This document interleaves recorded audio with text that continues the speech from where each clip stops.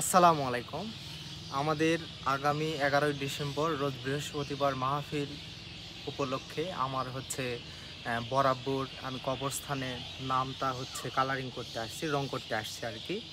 তো উনি কিন্তু আমাদের এই 7 নম্বর কুসুমবা ইউনিয়নে দীর্ঘ 10 বছর চেয়ারম্যান করছিলেন, 2 টার্ম।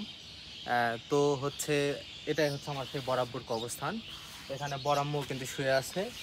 আমি এখানে কিন্তু নাম লিখব। উনি কিন্তু এই প্রতিষ্ঠানেরই, এটা প্রতিষ্ঠান, উনি কিন্তু এটাই প্রতিষ্ঠাতা। উনি চেয়ারম্যান থাকাকালীন মাদ্রাসাটা প্রতিষ্ঠা করে গেছিল 1985 সালে। তো আজকে আমি আসছি ওনার কবরস্থানের নামটা সুন্দরভাবে একটু রং করার জন্য। ওনার জীবন দশায় ছিলেন একজন সাধারণ মানুষ, কিন্তু কাজের দিক দিয়ে ছিলেন অসাধারণ এক নেতা। উনি আমাদের এই ইউনিয়নের একজন সাবেক চেয়ারম্যান ছিলেন এবং আমাদের গ্রামে একটা মাদ্রাসা প্রতিষ্ঠিত করেছিলেন উনি, যার সুফল আজও আমরা সবাই পাচ্ছি। ছেলে মেয়েরা পড়াশোনা করতে পারছে, শিক্ষার আলো ঘরে ঘরে পৌঁছে যাচ্ছে, অনেক পরিবারের উন্নতি হয়েছে, অনেকের এখানে কর্মসংস্থানেরও ব্যবস্থা হয়েছে। আমি ওই প্রতিষ্ঠানের ল্যাব সহকারী পদে নিয়োজিত আছি।